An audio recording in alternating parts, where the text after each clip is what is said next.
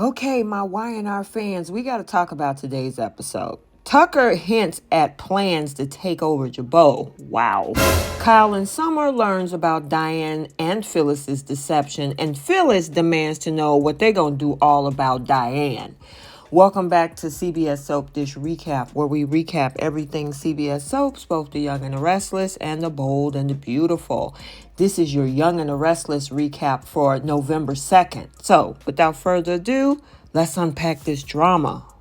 So, guess who is back home from their honeymoon? Kyle and Summer. And Jack is startled when he noticed that Kyle and Summer are back. He welcomes them home to the Abbott estate. They tell him that Harrison is sleeping and he absolutely loved his trip to Costa Rica. And now Ashley joins them and they tell her how great it is to be back in Genoa City. However, Ashley got some new developments with regards to Diane and Tucker, and she starts to explain. However, once she leaves, Jack explains what Diane told him to the kids. Now, they think her plot with Tucker was absolutely despicable, and Kyle is kicking himself for believing his mom. He thinks it's unforgivable for her to warm her way into Harrison's heart. However, Jack explained that Diane had no choice about lying to everyone, and then he gave a recap what she told him about being blackmailed not once but twice into helping with the money laundering, and when Tucker moved in and they made a deal to share information because he was blackmailing her too because he found out she was still alive when she was supposed to be dead. Now, Kyle said that, okay, we're glad to know the truth, but Summer was wondering about the timing of it all. Well, when Jack explained that Phyllis and Nikki were working with Talia to take Diane down, Summer is appalled and pissed that her mom was lying too. So, speaking of Diane and Tucker, Diane spots Tucker over at Society. She heads over to his table and suggests, you know what, just save your breath. She's not giving up no matter what he threatens. Now, he said he's sorry if he sounded threatening the other day. And he's sure that from her perspective, confessing sounds like a great way to get out of his clutches. And Tucker did also say he'll just have to forgive and accept, even though she destroyed half of his dream. However, Diane don't buy it.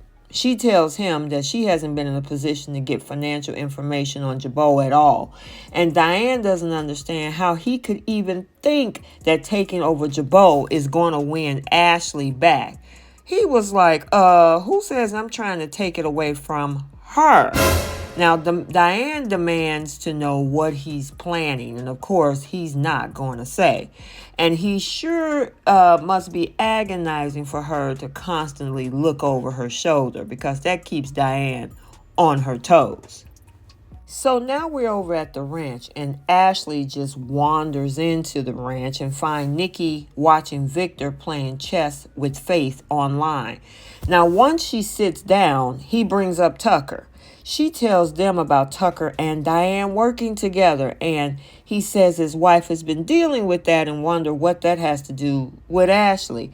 Now, Victor urges her to be faithful and stand up as Phyllis now rushes in, and he's amazed to see the three of them, as I call them, the Three Stooges, all together and wishes them luck before he walked out.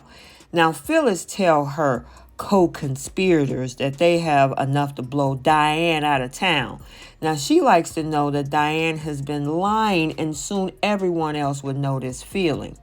And then they sit around, they trash Diane, patting themselves on the back, throwing her Dee Dee nickname around. And Ashley suspects that there's more going on with Tucker than they know.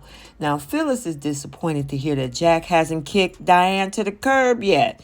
But she thinks Diane must have brainwashed him somehow. And Ashley says Jack still seems willing to accept her side of the story. Now, Nikki thinks Diane has dug her nails in him way too deep. And Ashley thinks that she would dig them into Jack and Kyle even deeper. Now, as Ashley kind of play with her hair, they talk about how disgusting Diane is. And Nikki asks, well, how things developing with Tucker? Now, they, need to sort out some things, too sorted to forgive. But Phyllis gets tired of hearing what Ashley has to say about Tucker McCall. So Phyllis declares that this is all on her, and she's going to leave to make sure that bee don't wriggle off the hook. Now, back over at the Abbott estate, Kyle is feeling conflicted about all of this, but Summer don't. She is pissed at her mom. So over at the Abbott mansion, guess who sashays in? Phyllis swans in, and they assume they know why she's there. Now, Phyllis is glad that they know that Diane is not the saint that she pretended to be. However, they confront Phyllis about digging for dirt after she swore she wouldn't. Now, Phyllis is pissed. She protests that she's not the bad guy here. She's been right the whole time and told them so. And she's like, what are you going to do about Diane now?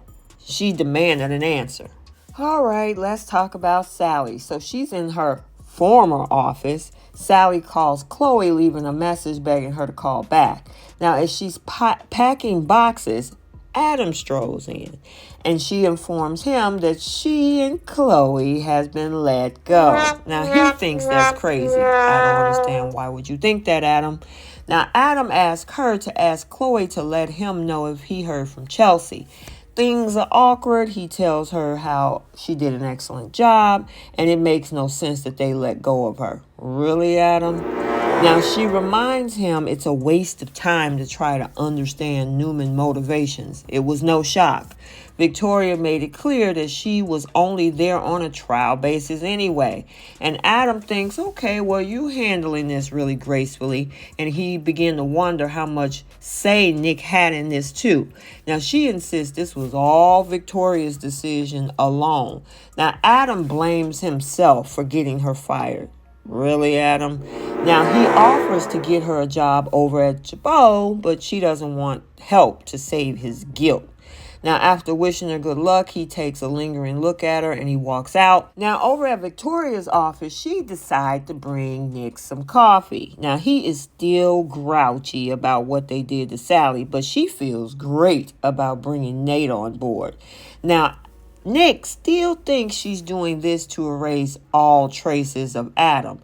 And then she turned around and questioned him about his relationship with Sally. Now, Nick insists that this is all about Sally's talent. Yeah, in the office or in the bedroom, Nick?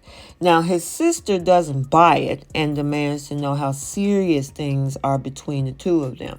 Now, he claims, you know what, that's irrelevant. But Victoria was like, no, I disagree. Now, she points out that his thing, quote unquote, with Sally was doomed to make trouble.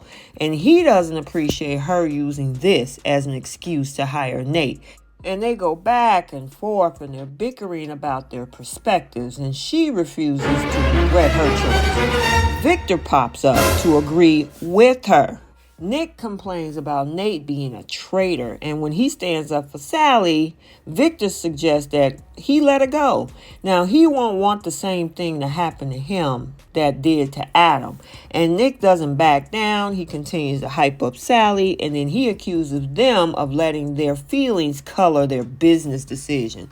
I think that's what you're doing, Nicholas. And speaking of Adam, conveniently, Nick bumps into Adam over at Crimson Lights, and they immediately start bickering about who? Sally Spectrum. Now, Adam accuses him of grabbing what he wanted and treating Sally as disposable, and he suggests that beneath Nick's nice guy exterior, we ain't all that different. Sally pops up and asks if there's a problem here, and the two of the brothers bicker, and Adam tells Sally not to let his brother manipulate her with his puppy dog eyes. And Nick dismisses this, and Adam leaves. Now, Nick worries that Sally just might believe Adam, but she doesn't. She's in survival mode now, so can only speak in cliches. Now, Nick admires how resilient she is and will do anything he can to help her. And she appreciates the offer, and he doesn't need to keep standing up for her.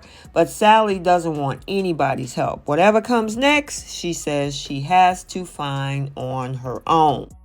Okay, so there you have it, your Young and the Restless recap for Wednesday, November 2nd, 2022. Stay tuned for the bold and the beautiful recap also for today. And until the next video, like, comment, and subscribe, and we will see you soon. Bye.